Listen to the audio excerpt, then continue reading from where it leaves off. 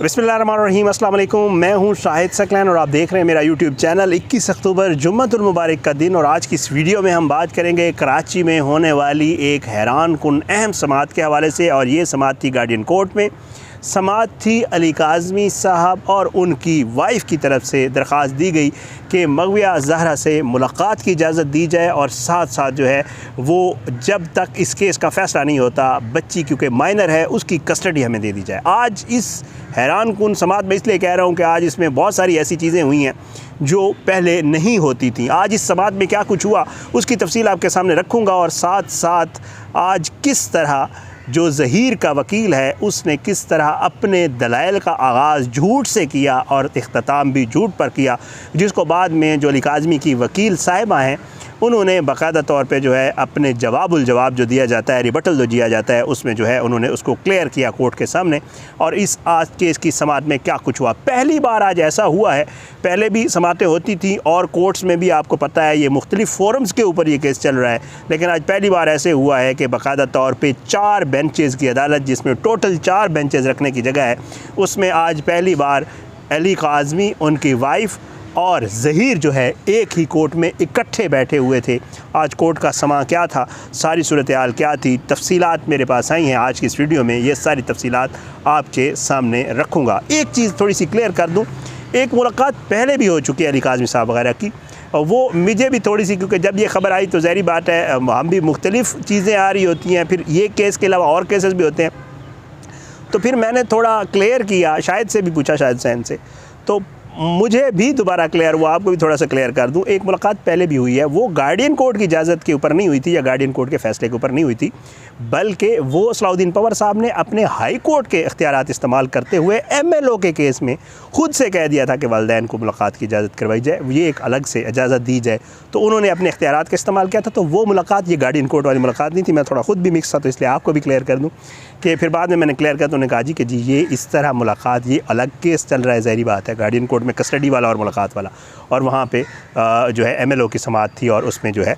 जो पंवर साहब हैं उन्होंने बाकायदा तौर पे अपने इख्तियारात का इस्तेमाल करते हुए वालिदैन को मुलाकात की इजाज़त दी थी। आज क्या हुआ, ये जी तकरीबन 8:30 बजे के करीब जो है ये ख़ातून जज हैं शफ़िया मेमन साहिबा, उनकी जो है सफ़िया मेमन या शफ़िया मेमन है, मैं थोड़ा अगर मुझे शफ़िया मेमन है,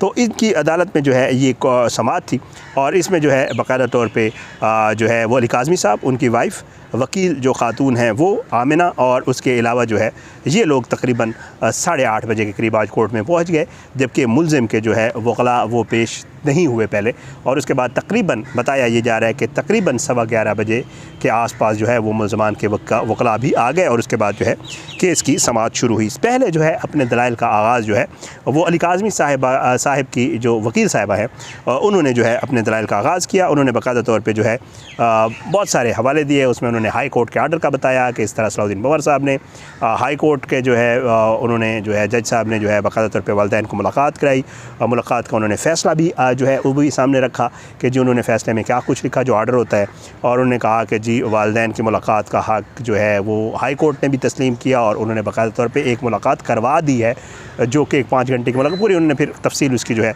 और मैं दोबारा उस तफसील में नहीं जाना चाहता। उसके अलावा जो है आर्डर जो है मुख्तलिफ़ कोर्ट्स के आर्डर भी उन्होंने सामने रखे, फिर उन्होंने हक़ाइक़ सामने रखे कि जी हमारे पास जितने भी डॉक्यूमेंट्स हैं वालिदैन के पास, उसमें जो बर्थ सर्टिफिकेट है, उसमें जो बच्ची का जो जितने भी सर्टिफिकेट्स हैं, जो निकाहनामा है, जो कुछ भी हम आपको 12 बता चुके हैं, इसलिए मेरी कोशिश होती है ग्लिम्पसेस दे के आगे निकल जाऊं, तो उन्होंने वो वाला सारा रिकॉर्ड भी जो है दोबारा सामने जज साहब को बताया कि जी ये इसके मुताबिक बच्ची माइनर डिक्लेयर्ड है, और साथ साथ उन्होंने कहा इस रिकॉर्ड से भी, और साथ जो मेडिकल बोर्ड, एक स्पेशल मेडिकल बोर्ड बनाया गया था, जो 10 रुकनी मेडिकल बोर्ड था, उनका जो कंक्लूजन था वो यही था कि बच्ची की उम्र जो है वो माइनर ही है बच्ची, सो बच्ची माइनर डिक्लेयर हो चुकी है, और उसके जो लीगल गार्डियंस हैं वो ज़ाहिर बात है जो माइनर होता है उसके लीगल गार्डियन वालिदैन ही होते हैं, तो इसलिए वालिदैन का एक हक़ है कि उनकी जो है बच्ची से मुलाकात करवाई जाए, और ये सामने सारी चीज़ें उन्होंने सामने रखी। खुलासा मैंने आपको बयान कर दिया। अब बारी आई GM फ़ारूकी साहब की। क्यों कह रहा हूँ झूठ से इब्तिदा की? उन्होंने कहा कि जी सबसे पहले शुरुआत में उन्होंने कहा सबसे बड़ी बात, बच्ची बालिग है, आकिल है, माइनर नहीं है। मुख्तलिफ़ डॉक्यूमेंट्स उन्होंने कहा कि जी जो है उन्होंने कहा कि जी मुख्तलिफ़ फ़ोरम्स के ऊपर बच्ची जो है वो अपने वालिदैन से मिलने से इनकार कर चुकी है, माइनर नहीं है। हर जगह उम्र तकरीबन 17 साल से ज़्यादा है, जो कि उन्होंने ज़ाहिर बात है झूठ में इसलिए कह रहा हूँ कि ये ऑन रिकॉर्ड है कि बच्ची की उम्र 15 साल के लगभग लिखी हुई है। तो अगर फ़ारूकी साहब वहाँ पे अदालत में कह रहे हैं तो उसको झूठ ही मैं तस्वर करूँगा कि जी ये झूठ बोला है उन्होंने। हालांकि उनको भी पता है कि मेडिकल बोर्ड जो बना था उसमें जो उम्र है वो 15 साल 17 साल वो कहते रहे। बहरहाल ज़ाहिर है वो वकील हैं, इसी चीज़ के पैसे ले रहे हैं, वो किसी को रिप्रेजेंट कर रहे हैं, तो उनका हक़ है वो झूठ बोलें या जो भी करें। बहरहाल फिर उसके बाद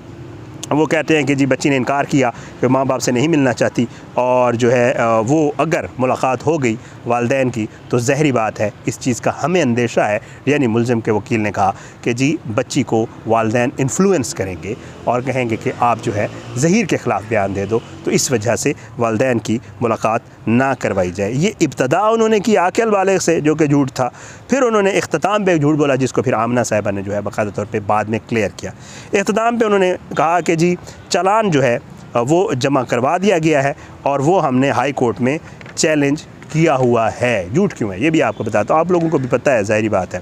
कि आप लोग इस केस को हमारी तरह ही फॉलो कर रहे हैं और आप लोगों को चीज़ों का पता होता है।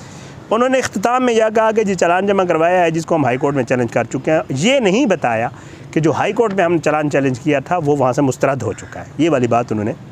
मैं हैरान हूँ। मतलब हम आपके सामने रखते रहते हैं, कोशिश ये होती है, फ्रैंकली स्पीकिंग कोशिश यही होती है कि इनके वकला की तरफ से भी जो दलाइल आते हैं या जो अली काज़मी साहब के वकला की तरफ से दलाइल आते हैं वो दोनों आपको बताते हैं, ताकि पता हो कि यार किसने क्या कहा है। जिब्रान साहब ने अगर कुछ कहा है और अगर कोई दूसरा उधर अगर बडेरा साहब कुछ कहते हैं या जी फ़ारूकी साहब कुछ कहते हैं या इधर आमना कुछ कहते हैं, कोशिश होती है वो आपके सामने रखें। हैरान ये है कि आधे फ़ैसले बताना, मुकम्मल बात ना करना, फ़ैक्ट्स को छुपाना, कोर्ट्स के सामने फ़ैक्ट्स ना रखना, फ़लाँ जगह बेल लेते हुए झूठ बोलना, जो भावलपुर में बेल ली थी उसमें भी झूठ बोला, ये नहीं बताया कि वहाँ से भी हम एक बेल ले चुके हैं। मतलब वो चीज़ें ये छुपाते हैं कोर्ट्स के सामने, जिसको बाद में जिब्रान साहब, आमना साहिबा और बाकी जितने भी वकील हैं वो फिर उधर हमारे शेर जट साहब और फासली साहब वगैरह वो फिर सामने लाते हैं कि भाई इन्होंने आपको ये तो बता दिया जो अपने मकसद का था, ये नहीं बताया जो उसके बाद कंक्लूजन आया। जैसे मेडिकल बोर्ड के हवाले से ये बहुत कहते हैं कि जी एक डॉक्टर जो है या दो डॉक्टर्स हैं, जो हड्डियों वाला है उसने 17 साल लिखी है और बाकी, तो भाई कंक्लूजन भी तो बताओ। अगर कोई चीज़ होती है उसके मुख्तलिफ़ लोगों की मुख्तलिफ़ आरा ज़रूर हो सकती है, बट जो कंक्लूजन होता है वो, जैसे कोई फ़ैसला आता है, आज जो इलेक्शन कमीशन का फ़ैसला है, 5 जो लोगों ने मुत्तफ़िका फ़ैसला दिया, तो इसका मतलब उनका कंक्लूजन ही यही था। अगर 5 लोग बैठे और 3 लोगों ने कह दिया कि यार ये फ़ैसला इस तरह है, तो फिर सारी बात है कंक्लूजन उन्हीं के हक़ में होता है, क्योंकि वो जमहूरियत भी तो है ना, उसमें यह है कि जो मेजॉरिटी फ़ैसला होता है उसी को तस्लीम किया जाता है। तो भाई इस तरह ये लोग जो है फैक्ट्स छुपाते हैं। फ़ारूकी साहब ने भी यही कहा, उन्होंने जो है जो चीज़ें बताई, फिर आमना साहिबा ने इसका जो है जवाबी जो दलाइल दिए, तो उसमें उन्होंने कहा कि जी हमारे पास तमाम दस्तावेज़ात मौजूद हैं, ठीक है, मेडिकल की रिपोर्ट जो है वो मैं सामने रख चुकी हूँ, चालान वाली इनकी जो दरख्वास्त है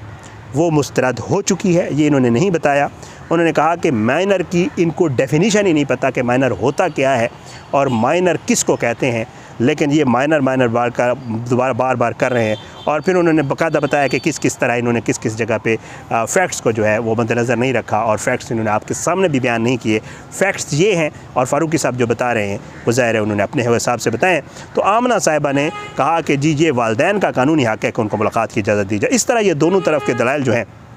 ये आज पूरे हुए। आज 4 बेंचेस, बहुत छोटी सी कोर्ट है, कोर्ट्स हमारे यहाँ सब छोटी हैं, इस्लामाबाद हम कोर्ट जाते हैं तो ये भी बड़ी छोटी कोर्ट हैं, डिस्ट्रिक्ट कोर्ट्स हैं। तो जो है जो वहाँ 2 साफ़ी जाते हैं, शाहिद हुसैन भाई बता रहे थे कि 4 बेंचेस हैं उस कोर्ट में बैठने के लिए। तो अली काज़मी और उनकी वकील खड़े हुए थे, अगले बेंच के ऊपर ज़हीर बैठा हुआ था और उससे पिछले बेंच पे जो ज़हरा की माँ हैं यानी साइमा काज़मी साहिबा, वो तशरीफ़ फरमा थी और बैठी हुई थी। और इन लोगों का आज पहली बार आमना सामना हुआ है। ज़ाहिर बात है खुल के इजहार तो जज्बात का वालिदैन ने नहीं किया होगा, लेकिन मैं ये समझता हूँ, मुझे ये अंदाज़ा है और मैं इस चीज़ को फ़ील कर सकता हूँ कि उनका जी चाह रहा होगा कि तबीयत साफ़ करें इसकी। लेकिन बहरहाल ज़ाहिर है ये लीगल मामलात हैं, लीगल चीज़ें ये चल रही हैं, तो इनको ही लेके, और ज़ाहिर बात है वकला ने भी यही कहा हुआ है कि जी आप लीगल मामलात में और जो कोर्ट्स में चीज़ें चल रही हैं उनको ऐसे ही चलने दें। बहरहाल ये सारा कुछ आज हुआ, इसके बाद इसके ऊपर जी फ़ैसला महफूज हो गया है। और महफूज हो गया 31 अक्टूबर तक। ये दलाइल पूरे हुए हैं और ये हैं मुलाकात वाले के वालिदैन से मुलाकात करवाई जाए। इसके बाद एक और भी दरख्वास्त है और वो है कस्टडी, यानी वालिदैन ये कह रहे हैं कि बच्ची जब तक, क्योंकि बच्ची माइनर है, जब तक कोई फ़ैसला नहीं आ जाता, कराची शहर में मौजूद है, घर के करीब है और हम चाहते हैं कि बच्ची की कस्टडी हमें दी जाए क्योंकि हम उसके लीगल गार्डियंस हैं। उसके ऊपर दलाइल के लिए 31 अक्टूबर की डेट है, ये वाला फ़ैसला सुनाया जाएगा मुलाकात वाला। 31 अक्टूबर को अगर मामलात सारे ठीक रहे और मौजू रहे और बारिश भी ना हुई, जज साहब भी छुट्टी पे ना हुए, बाकी सारे मामलात भी अगर फेवर में रहे तो उम्मीद है इंशाअल्लाह उसके ऊपर भी दलाइल होंगे और उस पर भी फ़ैसला होगा कि बच्ची की जो कस्टडी है वो दी जानी है या नहीं दी जानी। आज कराची में ये समाअत थी और ये इसका सारा अहवाल था। बहरहाल इंशाअल्लाह इस केस के हवाले से, जो बाकी केसेस चल रहे हैं उनके हवाले से जितनी भी चीज़ें आएंगी इंशाअल्लाह आपके सामने इसी तरह रखते रहेंगे। बस अपनी दुआओं में याद रखा करें। अल्लाह पाकिस्तान का आम नासिर हो, इसके खिलाफ साजिशें करने वालों को नेस्त नाबूद करे, ज़ालिमों को इबरत का निशान बनाए, मज़लूमों को इंसाफ मिले और मुझे इजाज़त दें। पाकिस्तान जिंदाबाद। अल्लाह हाफ़िज़।